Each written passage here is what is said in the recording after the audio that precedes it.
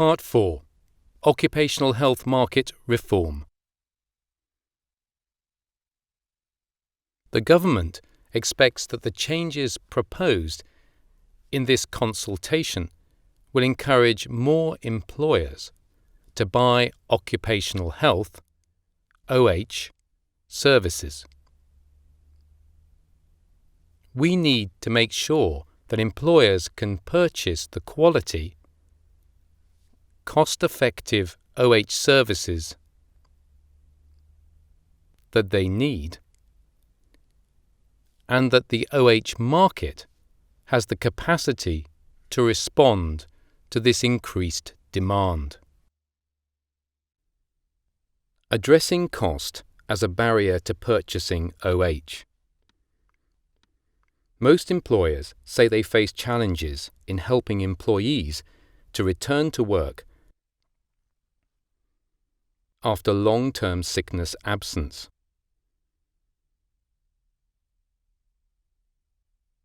The main reasons for not providing OH services are about lack of resources, particularly for small employers. Small employers are 5 times less likely to invest in OH services than larger employers. The government is interested in your views about whether proposals to reduce the cost of OH for small and medium-sized employers, SMEs, would be effective. One option is direct subsidies or voucher schemes for SMEs and self-employed people, either claimed by them after they purchase OH services or claimed by the OH provider, so that employers pay a reduced price. Future financial support could be based on the size of the employer, such as providing the most support to the smallest employers. However, there are other ways in which future financial support could be targeted. There are also choices about what a potential future subsidy or voucher scheme could cover. For example, advice and expertise, treatment, or OH contracts. A new subsidy could also be linked with purchasing OH of a particular quality, in line with proposals set out later on. While the government is not committing at this stage that any financial support will be provided, it is interested in your views on the case to do so.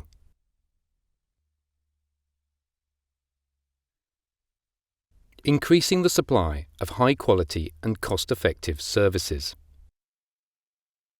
For the commercial market to respond effectively to an increased demand for OH, there will need to be sufficient capacity available.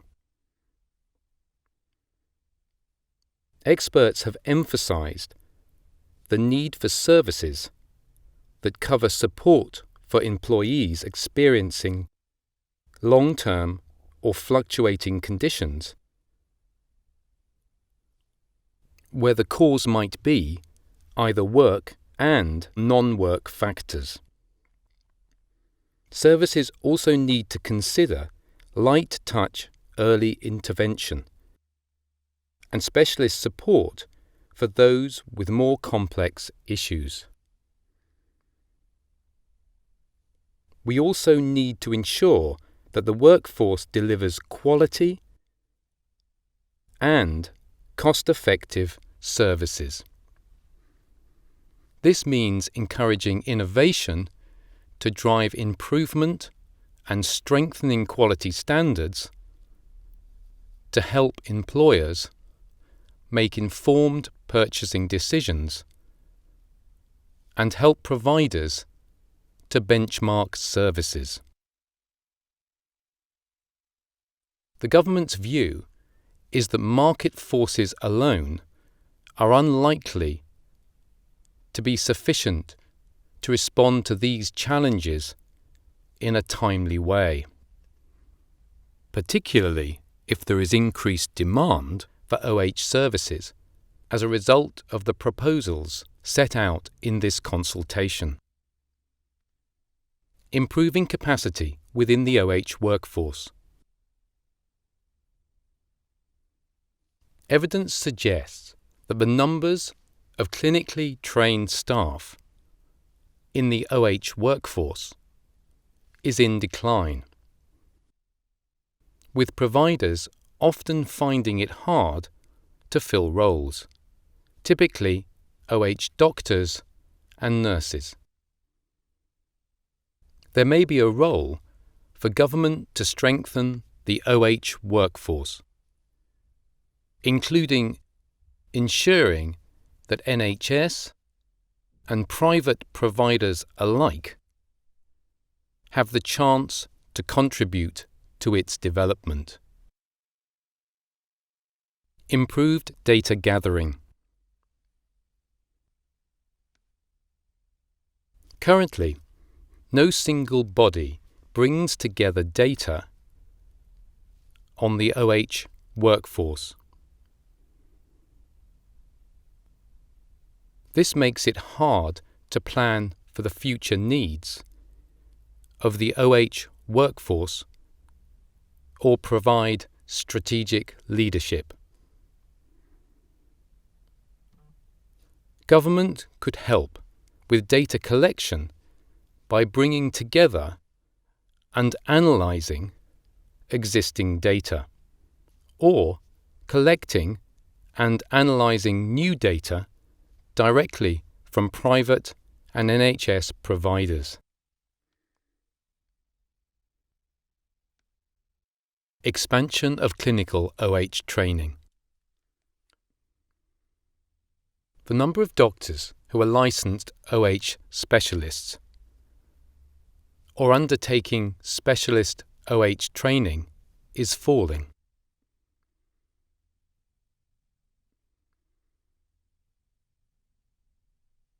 The government wants to increase opportunities for doctors to undertake OH training through OH providers, and opportunities that would encourage more doctors to become OH specialists, and is interested in views on how best to achieve this. The government is also concerned that there may be a falling number of OH nurses and limited opportunities for nurses to undertake the appropriate OH training. The National School of Occupational Health, NSOH, is working with providers to develop an OH apprenticeship program which offers OH training to qualified nurses. This would be available to NHS and private providers. The government is exploring ways to support training opportunities such as this program, or existing postgraduate courses to reduce pressure on the OH workforce. Workforce models and training approaches.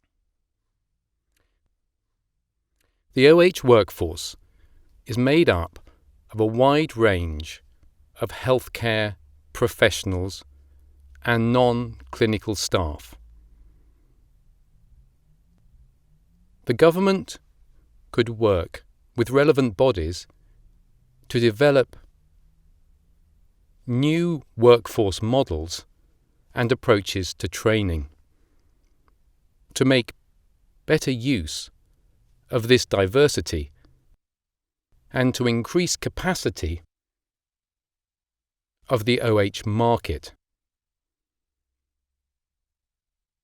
The government is interested in exploring approaches such as competency-based training, which could open roles to a wider range of individuals based on specific skills. Leadership.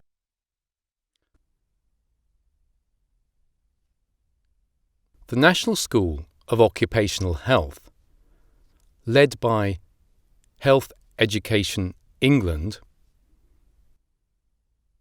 leads several initiatives to support the OH workforce. The government is interested in strengthening this leadership role, which could cover the development of a workforce strategy and assessment and monitoring of workforce and training needs. We would welcome views on how the leadership model could best be developed and delivered. Increasing the pace of innovation.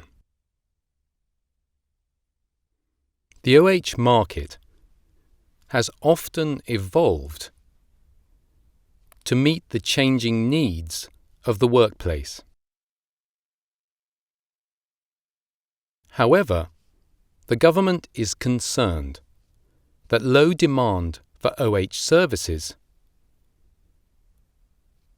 combined with a marketplace where purchasers are often less informed, may have driven underinvestment in innovation.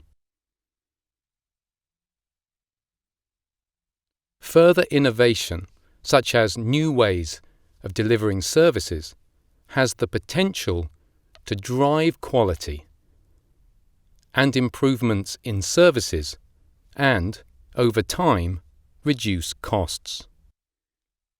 Supporting new models of delivering cost-effective services, in particular for SMEs and self-employed people. Some OH providers say that contracting OH to small employers and self-employed people can be costly, with fewer opportunities for return on investment. This means that SMEs and self-employed people have restricted choices when they are buying OH services. The government could dedicate funding to the development and testing of new models of buying and selling services, testing and evaluation of new service models, and ways to harness the potential of technology to support service provision. This would reduce the risk to businesses of investing. If successful, it could improve access to OH for SMEs and self-employed people, and increase quality and cost-effectiveness of the market. While the government is not committing at this stage that any financial support will be provided, it is interested in your views on the case to do so.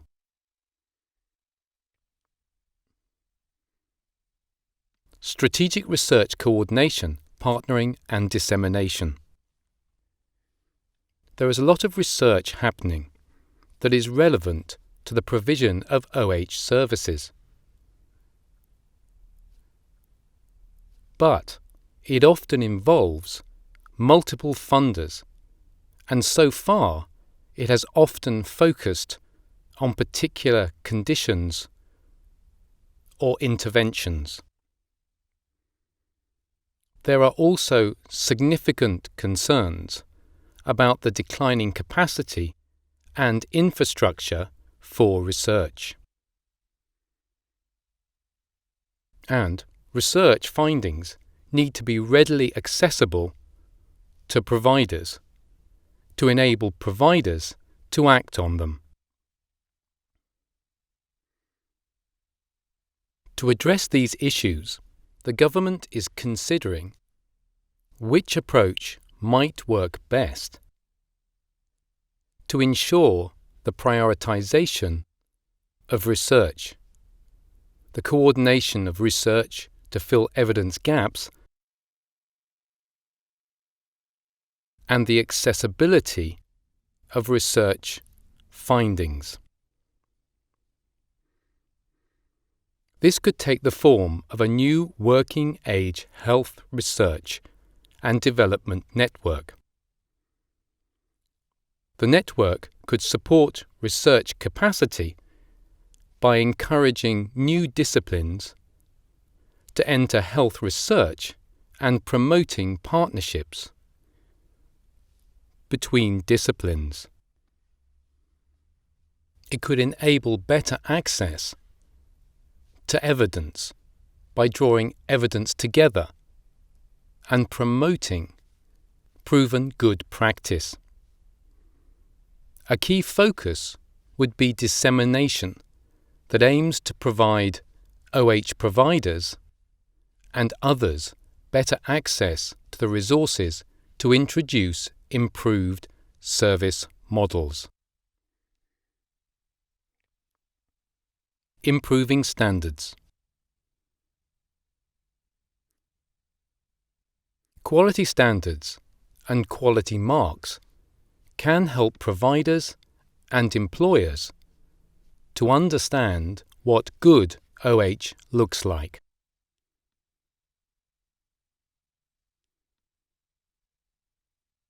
They enable employers to effectively choose between OH providers quickly. The government wants to make sure that employers can make informed choices regarding the right provider and services, and that providers can measure their performance. There are various approaches that could be taken to achieve this, including building on existing standards, developing new standards that define results that providers should deliver, or compliance arrangements where providers are assessed to see whether they meet the right standards. The financial incentives mentioned earlier could be made conditional on employers purchasing a quality service, perhaps using an accredited provider. The government would like your views on these approaches, which could be implemented in combination with each other.